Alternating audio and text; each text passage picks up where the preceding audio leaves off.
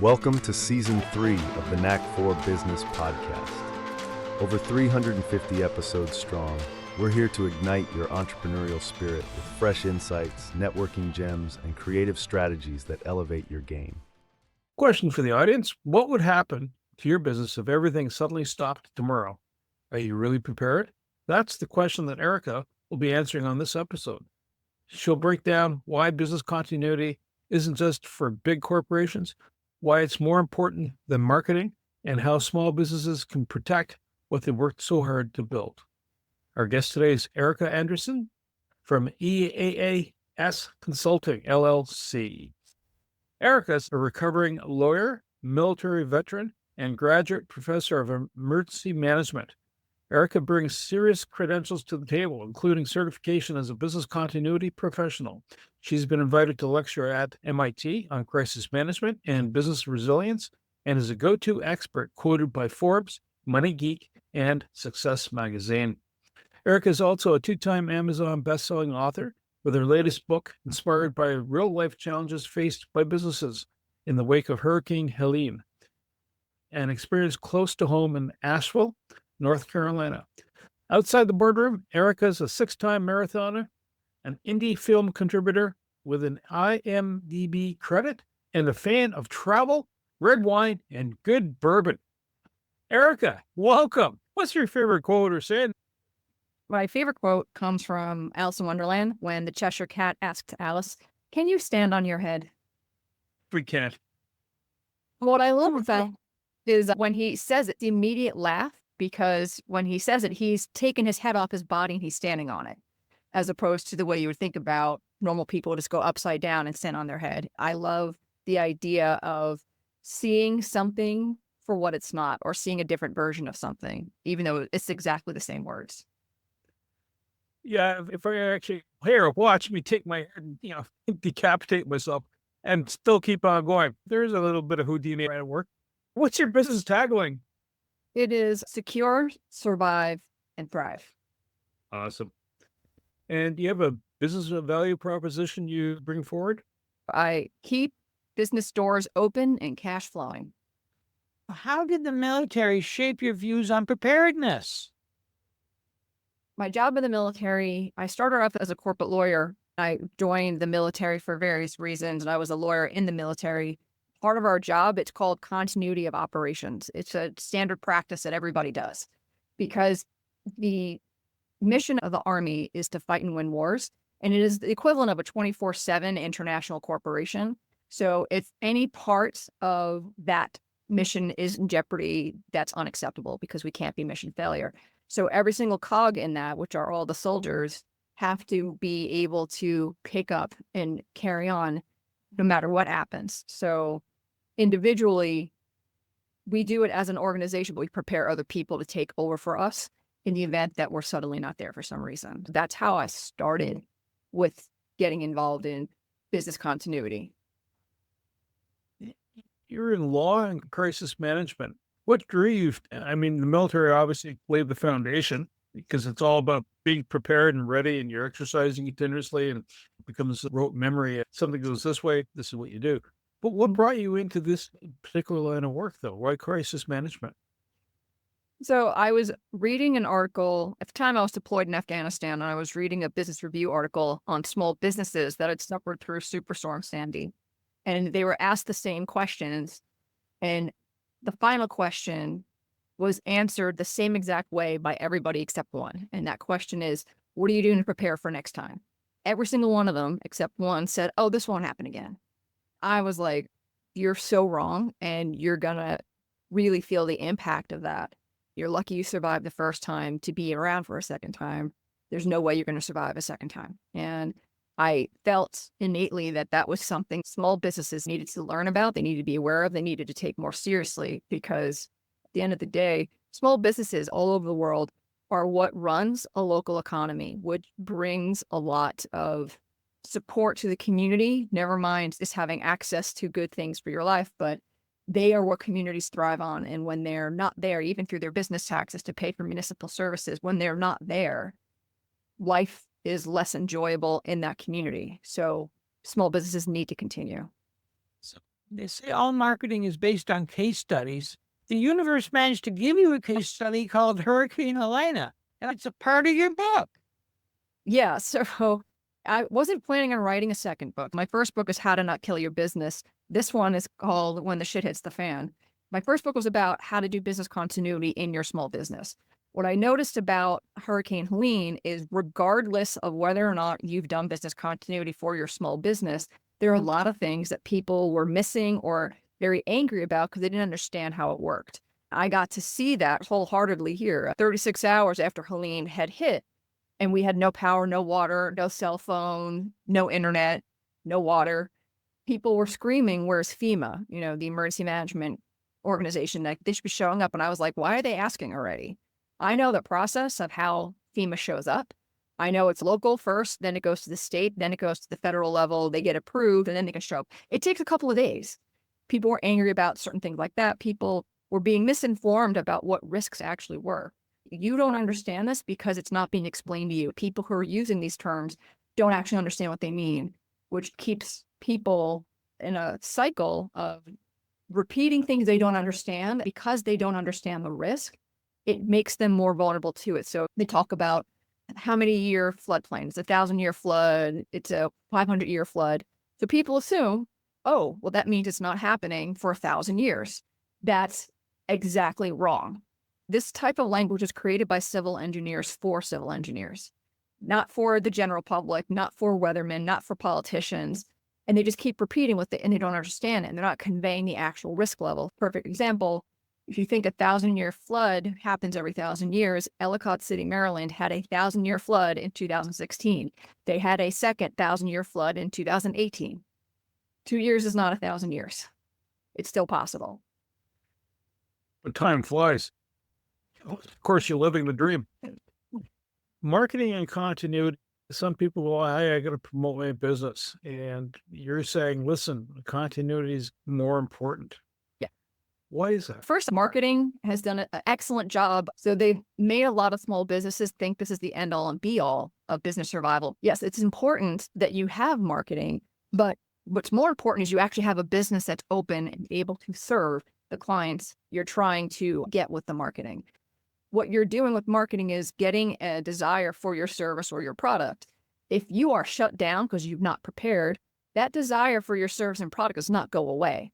So they're going to go to somebody else, your competitor, probably, and you're going to lose market share. You're basically spending money for your competitors to actually do better. And living in Asheville, when I first got here 3 years ago, I started reaching out to the small business mentoring groups. And I was like, hey, I would love to give a free lecture about business continuity to the small businesses here. And they're like, I don't think they'll be interested in that.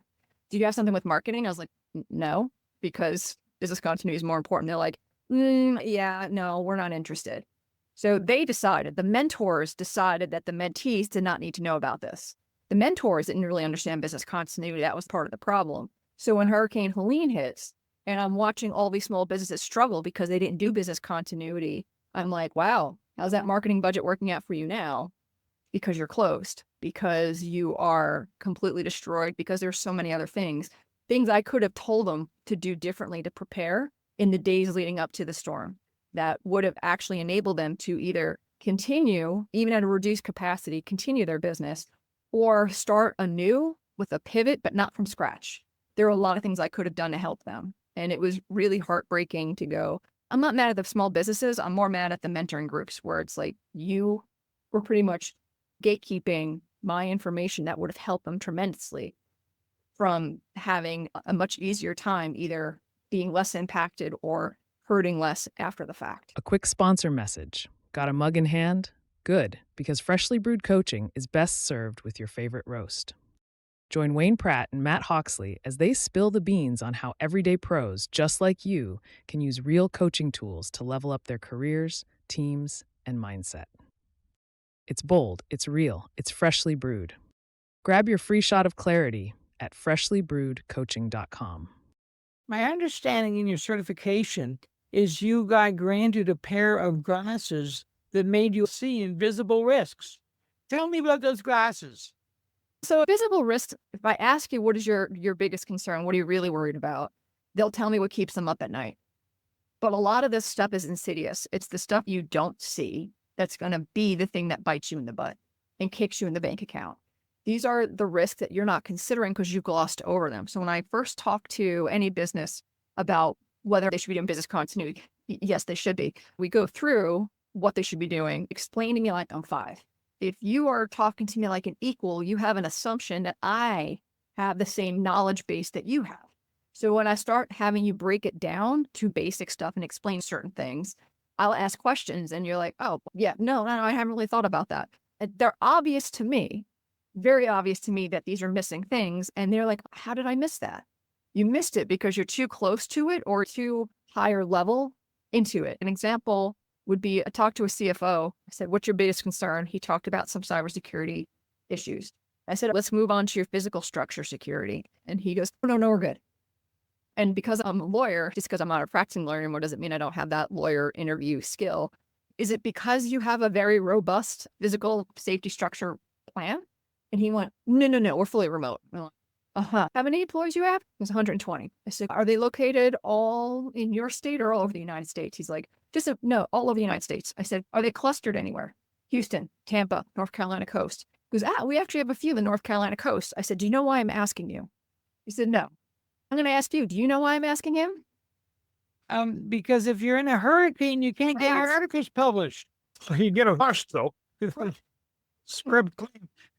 He couldn't see that, but said hurricanes. He went, oh, yeah, like 4 years ago, there was a really bad hurricane in the North Carolina coast where our team of 10 people couldn't work for 14 days. And I was like, so remember I asked you about if you have a physical structure security and you told me you didn't have one to worry about? And he goes, yeah. I go, you have 120 to worry about. And then I watched the blood drain from his face because he never considered that every single employee has different things they need to consider to be operational. That was a real eye-opener for him. Again, that was an invisible risk to him. Obvious to me. Wayne figured it out, but not everybody can. Is it just the fact that people gloss over this because they'll know something's up? Is it just like, I don't want to do my tax returns if I really can help it? That's why I hire an accountant. Fear and loathing, Las Vegas type thing coming up, or what?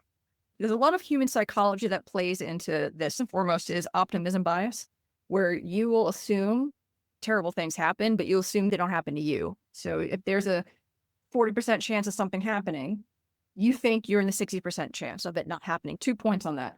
100% of the people believe they're in that 60%, which is a mathematical impossibility. And percentages are averages. Percentages are just a guess, and they can be much higher than they're projected to be. So when they think nothing bad's going to happen. And the other thing is they're assuming somebody else is coming in to rescue them. Like, oh, the government will come. The government will take care of this. And it's like, no. They put a priority on, I call it the 10-meter target versus the 300-meter target. The 10-meter target's the thing that you're like, I have to fix this right now. But the 300-meter target's in the distance. And if you're not paying attention to that, that's what's going to wind up killing your business if you've not taken care of it. If you're too focused on all these 10-meter targets, there's no longevity in your planning. There's no longevity in your business being operational. There's react. So it trains our mind to always be reactive. And you want us to step back and become proactive. Can you tell us more about that? Yes. So that's part of the being prepared, not scared. When you're scared, you're stressed out. You are doing decisions in haste. You're doing decisions from a place where you are going to miss obvious things. So one of the examples of Hurricane Helene in Asheville, there was a food bank.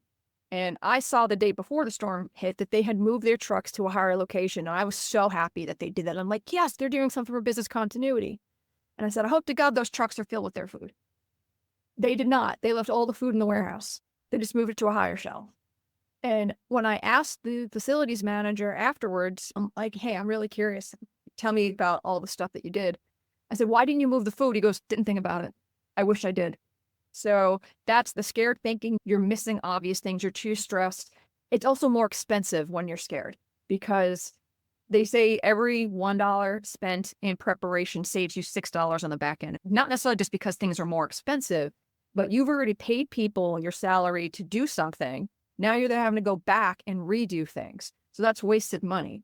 is if you are prepared, you're like, I saw this coming. I'm just going to set this thing up. I'm going to enact the plan I already have, and it's not going to impact me as much. That's where being prepared is, where you're not caught unawares. You're coming from a place of strength and security and time. You have more time when you're prepared. If you knew, like I knew the Wednesday before the storm was hitting on a Friday morning. I knew the Wednesday before the flooding was going to go more than 20 feet. I'm not sure why the city didn't know. It was public information. They didn't order any evacuations. None of the businesses knew, because the businesses were listening to the town and nobody told them. And I'm like, if you were my client, I would have said, hey, you have 2 days ahead of everybody else to start working now. If you were waiting until the stuff actually came, you're like, oh no, I've now got 12 hours to fix this. 48 hours is much better than 12. So being prepared, having the right tools will lead you to success and security and time. The role model for that would be Noah's Ark. Well, actually, it's funny because I teach emergency management, and I tell them that the first example of any type of preparation and mitigation is Noah and his ark, where he thought, well, it's going to flood, so let me take 2 of every male and female so they can, reproduce and we can go somewhere else now. It's like that's a very first example of emergency management in the world. So do the insurance companies encourage having SOPs, standard operating procedures, built out for typical horizon events, such as, there's a fire, there's a power outage, having worked in healthcare, gosh, we trained from everything from we lost the patient, we get someone who's upset, and on goes the list to the code brown, oops, someone spilled some chemicals, not so good, and on it goes. Do insurance companies or ISO standards come into play to direct people? Some of these things are standards for larger corporations, but do they also help the small, medium businesses also? That's a couple questions in one. Go. So with insurance, business continuity plans absolutely help reduce it enables you to actually get a policy because they want to see that you've invested in the thing they're investing in. If you have business continuity, most people are like, okay, business continuity to them is abstract, but everybody knows car insurance. And with car insurance, having an insurance policy does not make you less likely to get into an accident. There's still risk to address. You will get rewarded with a lower premium if you've done a defensive driving course, if you have an alarm, if you have day running lights, all the things that could help mitigate you being in an accident, or whatever damage that is suffered is less because you took proactive action. Banks are also similar. If you want a bank loan for your business, you have a business continuity plan, they're like, okay, great. You're helping us secure our investment, so we're going to reward you for that, either by giving you the loan or the insurance policy to start with, or giving it to you on better terms and conditions because you have this thing. ISO and SOPs and there is an ISO standard for business continuity. You asked about, well, these are for big companies. It doesn't matter. I focus only on small and medium-sized businesses. I can be doing this for large corporations, which have been doing it for decades. They've been doing business continuity. They call it enterprise resiliency. They have full-time teams within their corporation doing this full-time. An example would be for something like Visa. It's Chase or Visa. I can't remember which one.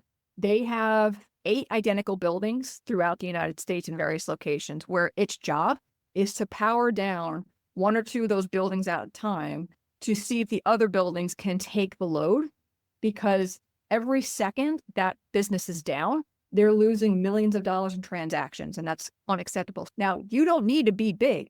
Small businesses, I've actually worked with a solopreneur who works from home making cupcakes on doing business continuity. She's like, I can't do business continuity till I grow. And I was like, hold my beer.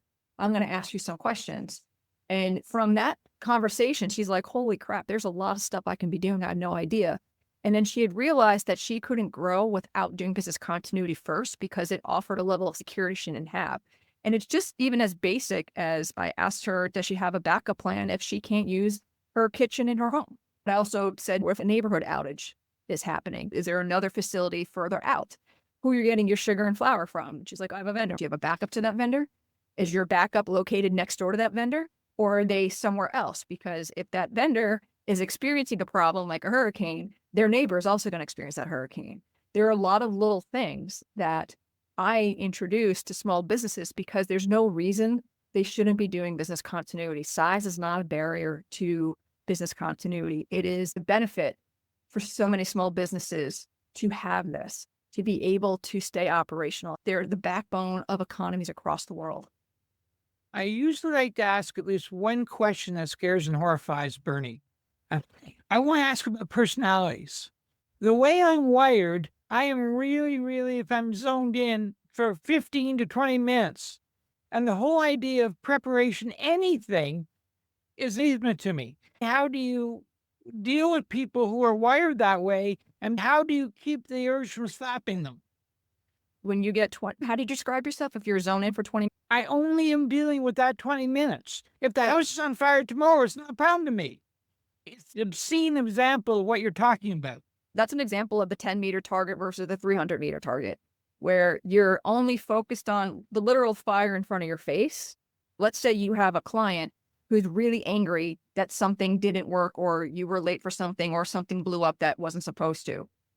If you do not drop everything and address that client, you're ignoring all your other clients and other aspects of your business. So if you just concentrated on that thing without anyone else being able to do anything else in your business, you're neglecting the rest of your business. So that's part of business continuity, is where you're learning intimately every aspect of your business. And it actually makes you so much less stressed, where you're like, you don't want to have to worry about the fire tomorrow because you've already worried about it. You've already done all the steps. So it's adulting for your business. I know it's not sexy to many people. I like it. It's adulting. Paying bills, doing laundry, cooking, cleaning, the things nobody really wants to do, but you have to do.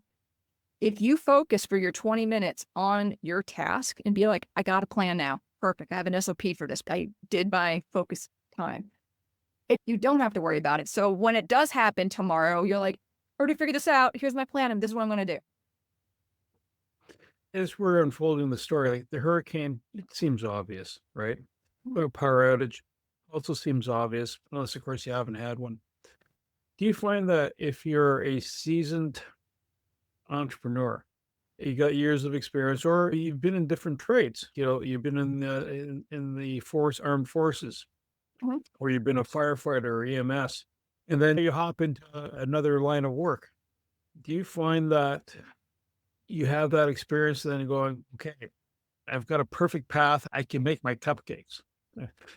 Having a hard time, from an infantry grunt to cupcakes. However, if that's the person's goal, do you find that they will be more prepared, being dynamic or agile? Might be some of the words, because at the end of the day, it's being agile. Something's not going according to plan. How do I mitigate the risk and keep on cooking? Pardon the pun. Two things I want to address. First, you mentioned hurricanes, natural disasters. A lot of people are making the assumption that business continuity, the disasters are all natural disasters. They're not. It's disasters and disruptions. And there are two types of disasters: natural, hurricane, tornado, snowstorm, or man-made, which is a cyber attack, which is an active shooter, which is an internal employee who is trying to get revenge on you because they didn't like their last review. Then you have a disruption. A disruption can be based on supply chain issues. It can be based on a key piece of machinery not working. So the oven not working for the grunt who's now making cupcakes. It can be that their license wasn't applied for in the right way, so it got suspended temporarily while it gets sorted out. If you don't have a license to do business, or it's suspended, you can't do business. It doesn't make your expenses go away. You still have those expenses. So you'll be bleeding money if you've not had that kind of thing. Prepare for that type of disruption. It also can be if you work in a warehouse and everybody won the Powerball and quit the next day. Suddenly nobody's there, or a leader dies suddenly. Succession planning is also part of continuity. So these are all things that can disrupt your business. Exponential growth can be a disruption if you're not prepared for it. But we're talking about like somebody with the background in the military. It's ironic that you say that, because my background is law, military, and then this kind of stuff. A lot of military people are preppers and they understand something, but it doesn't mean that they understand it with respect to business. But you would assume that I track well with veterans. I don't. They're some of the worst prospects for me because they already got it. At least they think they got it.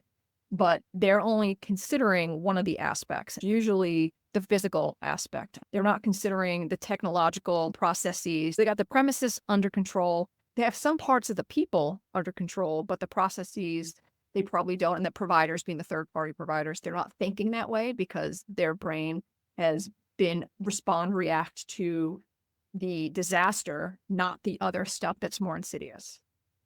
I understand there are 3 critical elements that every continuity plan should have. Could you unpack that for me? So the first one is having a plan, right? But I'm not going to tell you what every plan should have, because what's more important is you first have a plan. The second part of having a successful business continuity plan is training on it.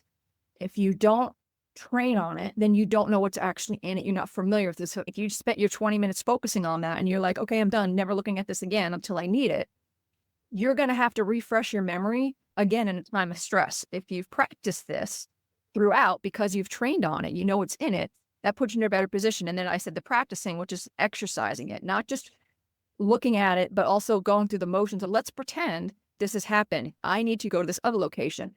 How long does it take me to drive there? Let me figure this out so I know how long it takes to do things. So you might drive and you go, oh no, there's road construction, a big sewer line project. They're going to be doing this for the next 8 months, which means my route now needs to be different. You only learn these things by exercising. And with the exercising and training, you can update your plan. They're not supposed to be static. They're supposed to be dynamic, because your business changes. You may grow, you may shrink. You may be making more money. So a plan for a $1 million company is going to look very different for a $25 million company. You need to be updating it based on a whole bunch of different things. So those are the key things. Like, it's not necessarily the plan. The plan's not necessarily the goal. The goal of doing the business continuity planning is that you are more prepared and trained on it so you can react in an appropriate way and not be scared. This computer we're all in front of has unleashed a torrent of information. It's like drinking water from a fire hose. How do you sort through the important information that gives you these plans when there's just so much information? That would be part of doing a risk analysis. I never recommend that you look at every single possible risk and then throw money at every single one. That doesn't make any sense. For example, like Chicago is not going to have a hurricane. They're going to have a tropical storm maybe, but not a hurricane, because once it gets up there, it weakens. So planning for a hurricane in Chicago does not make sense. It's one of the things where you evaluate where you are, where your actual risks are, the likeliness of that risk happening, and the impact it'll have on your business. You also need to figure out, that's another part of business continuity, what are your most important operations within your business? You may think it's one thing, but when you do the actual process, it might be something completely different. You may think something's not important, but until you do this process, you're like, wait a minute, I actually need that non-important thing to enable the very important thing. So now all of a sudden that becomes an important thing you push up in what you're spending your money on and shoring up. I never recommend that. First of all, you'll never get 100% solution. Even if you spend all your money throwing it at, you'll never get there. But there's so many things you can do. 80% solution, I think, is perfect. I'm actually pretty okay with a lot of people, depending on what it is in your business. You are great with a 60% solution. And this is an intimidating thing for a lot of people. I don't know where to start. I'm overwhelmed. Start somewhere. Pick the low-hanging fruit. Figure out, okay, if I don't have my phone, what am I going to do? That's the first low-hanging fruit. Get you started in the mindset of how you're going to conduct your business if your phone line's down. It's a lot less intimidating when I tell you don't need a 100% solution. 100% solution doesn't even make sense. But you could also start small, and it's going to get you to where you need to go. So if I'm just starting out and I'm going, okay, I need to cover my bases, make sure our business is resilient and agile, not only from the marketing perspective, but for operations. Is there a framework that you work with that grows with me as my budget enhances? The thing is, when somebody asks me when they think, when's the best time to start a business continuity plan, especially if they're starting out, I go now. The most ideal time is when you're doing a business plan. An example is I was doing an exercise with somebody, and I told them that their warehouse was located in Wilmington, North Carolina, which is the coast, which floods with hurricane type stuff. And I said, so a hurricane's coming. What are you going to do? After we talked about it for a bit, he's like, can we start over? Can I not have my warehouse be in Wilmington, North Carolina? And I went, exactly. That's why you want to do business continuity as part of your business plan, because you want to think about all the risks that are involved, where you're going to be setting up your business. Because you would rather find out before you invested all the money in your warehouse that it's in a very high hurricane, very high flood prone area. It's better to find that out in advance, because it's much cheaper to go, oh, okay, how about I just not have it there and put it somewhere else, than you building it and going, oh no, now I have to move and all the improvements I made on the building are going to go to waste because I can't actually move the building. So once you get it into your system of what business continuity is, every time you add or subtract something, which is why business continuity plans need to be living documents. You go, oh, okay, this is insecure. We've now grown and opened up a location here. We have to do something there. The more money you have, the more you can invest in it, but only invest in it as much as it actually impacts your business. I had a consultant appointment with a company that makes a couple of hundreds of millions of dollars, and they're located in an area that will absolutely be destroyed by natural disaster, one that's expected to come. And I was like, what I need you to do is plan for you not having access to your employees or to your operations in that location for at least 1 month, because there's nothing you can do to prepare for that other than move everybody. I said, so there are other things you can have going on in the background to enable that. And they're like, okay.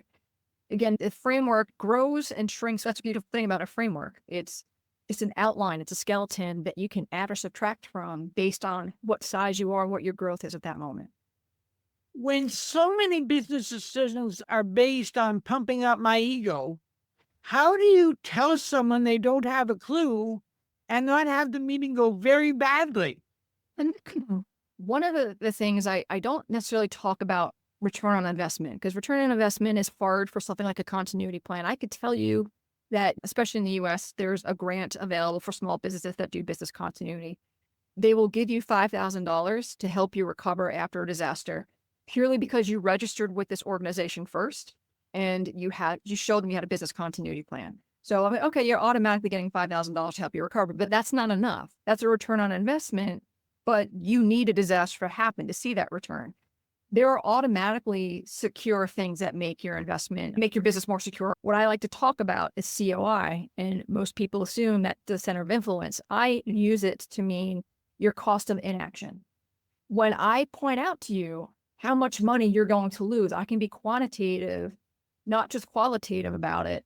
That's more of a motivating factor. For example, with the food bank, you look at your mission. If your mission is to decrease the need for food and hunger in a certain area, your business, though, receives donations and distributes them, you might think that you're a logistics company. So you need a warehouse and trucks. Does having a warehouse and having a truck mean that you are helping cure food insecurity? No, it has nothing to do with it, right? You need food. And it's also not the thing that you spent the most capital on. Clearly, the warehouse and the trucks are what you spent the most capital on. The food's all donated. You didn't spend any money on that. So when you are not prepared and you move the trucks and leave the food, right? Then you're like, I lost the ability to fulfill my mission because all that food got wasted and destroyed and is inaccessible and can't be used. And you don't need the warehouse and the trucks to help food insecurity. You can figure it out. You can store it at your house. You can have people in a parking lot come and distribute on certain days. You're still mission success if you have the food. So aside from failing with your mission, you're going to lose marketplace. You're going to upset your stakeholders and your clients because you're not actually performing for them. You're going to have the phone call where it's like, I can't give this to you because I put all my eggs in one basket and have a single point of failure. Practice that conversation in the mirror when you have to let your client down to tell them that you can't serve them. That could also be a pretty big motivating factor. Find that with the professionals you're dealing with, even though when a small, medium business entrepreneur, either starting or is in practice, we have other professionals around them, experts in their field, accounting, legal, cybersecurity. Are you reliant on these professionals, or is the business owner reliant? And then hence you too would be reliant that they would give you expertise saying, okay, now this is how you write a contract out. Don't use the one generated through AI because there might be variations to the theme that are currently practiced. Or a local government or government agency might say, if you're going to be a transport entity for logistics, you have to have your trucks have to be inspected. You can't be driving X number of hours over, on goes the story, right? There's legislation and then you have experts. Does that all kind of drive into the package business owners should be relying on the experts in their field going, so what do I got to be worried about? What are my main concerns? What are my once in a lifetime, once in a 1,000-year concerns. Is that where you kind of draw that into one bucket? The business continuity is an umbrella that incorporates emergency management, cybersecurity, regulatory compliance, succession planning, crisis management, crisis communications on how you actually inform the public and your stakeholders and shareholders when you're going through a crisis, what they can expect from you. There's so many things that business continuity includes. And aside from, because I'm also a lawyer, just because I'm a recovering lawyer, doesn't mean that I don't have my lawyer brain. I still can advise people on legal stuff, but there are certain things that I can't, and nor do I have a desire to do. When somebody had said, I was talking to them about their succession plan, they're an LLP. And they were like, this is what happens if you're capacitated. And he goes, okay, well, my wife, the wife is the head of admin of the office. I'm like, your wife ain't going to do anything. This is an LLP. She can't. I said, so you need to go to your lawyer and then do your business formation plan, change the aspects of your business. So if you are capacitated, it goes into a format where she can actually make business decisions for you. And you might want to update your will because she'll probably inherit he's like, yep, haven't done that. So those are things I don't want to do. And those are very specific things. I don't think you need a lawyer on staff all the time to talk to you about business continuity. If you have your regulatory compliance taken care of, or you're having questions about that, consult one. But it's the same thing business continuity specialists can do, because a lot of these, even a cybersecurity specialist I talked to once, they're only concerned about the technological aspects of your business. There's people, premises, providers, and processes. All of these things can be impacted that have nothing to do with technology. When I was talking to him about that, he goes, I realize I'm doing my clients a disservice because I know my systems are coming back online eventually. I didn't think about all the other stuff. For me, because I don't specialize in cybersecurity, I know enough to be dangerous and I know enough to advise people on it and what they should be doing. But if they want a sophisticated pen tester and all this other stuff, then I'm like, yeah, I'll send them to somebody else. I think you could use a lot of these specialists. They'll give you tips, tricks about things that they're calling business continuity, but it's part of business continuity. But they're not certified in business continuity. They're not there to see the whole entire spectrum that people like me who are certified in this do see. In context, everything is in context. Tell me about your book, what it's about, and how to get it. So I mentioned earlier, the book is called When the Shit Hits the Fan. It's a business survival guide for when disasters strike. You can get it on Amazon, all the Amazons, not just the last one. And it's a great book for understanding what your risks actually are and who's coming to help you. Because like I said, a lot of people are like, oh, the government's coming. And it's like, probably not. And the difference of what government help looks like versus helping yourself. It happens a lot more quickly. If you're helping yourself, it's a lot better. I also think it's a great compendium to the how to not kill your business, because the second book, regardless if you have a continuity plan or not, the first book tells you how to do a continuity plan. So you'd be doubly prepared if you had both, and they're both on Amazon. You're in North Carolina. How big is your geography of specialty, and how do we get a hold of you? My specialty is worldwide. I have a client in France. I have a client in Seattle. So they're all over the place. It's not dependent. I'm available to do things anywhere. And you can reach out to me on my website. I have blog posts there. There's actually clicks to my book. You can get them from there too. I also have a downloadable worksheet on how to do a basic business continuity plan. You can have a quiz on how ready your business is for you. It's kind of like a Cosmos style quiz. So mostly A's, mostly B's, mostly C's kind of thing. And then you can send me an email at info@eaasc.com. That C is for consulting, and it needs to be in there because somebody grabbed EAS before me. I want to say thank you to Erika Anderson, my co-host Wayne Pratt, and you, the Knack for Business listeners. So folks, reach out to Erika. If you want to be ready for the unexpected, she's the person that can help you walk and understand what are the issues. And it's done in context, whether it's ill winds that are blowing at you or the winning ticket of a lottery or some hacker from halfway around the globe. Reach out to Erika. She can help you. To reach the podcast hosts, email them at info@creativeinsight.com or by the website creativeinsight.com, spelled KREATIVNSIGHT.com. To reach Wayne at his email, wayne@motivateu.ca, that is MOTIVE, the numeral 8 and the letter U.ca, or his website, motivateu.ca. If you would like to be a guest on this podcast and share your knowledge, let us know. We would also appreciate your feedback on the content and format. Check the show notes for more details. For these podcasts, we like to acknowledge the support and thanks to the following people. Carl Richards from Podcast Solutions Made Simple, a renowned podcast expert. Fred Crouch, who is the Property Wizard podcaster, where Bernie is a co-host. Jovan Strika from Hive, a co-working space that is more than just a space. Then Melanie Weber, Bernie's invaluable business partner.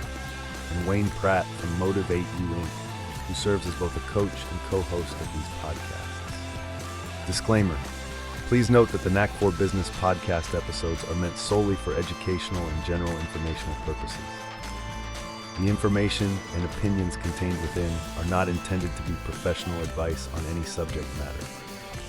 The thoughts, views, and opinions expressed by the participants are their own personal beliefs and do not represent the views of the podcast hosts or any affiliated organizations.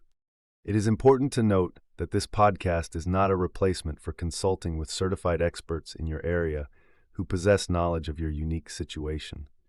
The hosts of the podcast, along with any participants or affiliated groups, do not take responsibility for any actions taken or not taken based on the information presented in this episode. It is highly recommended that individuals seek guidance from their own personal advisors in fields such as accounting, law, or other pertinent areas prior to undertaking any actions or making decisions that may impact their financial, legal, or other aspects of life.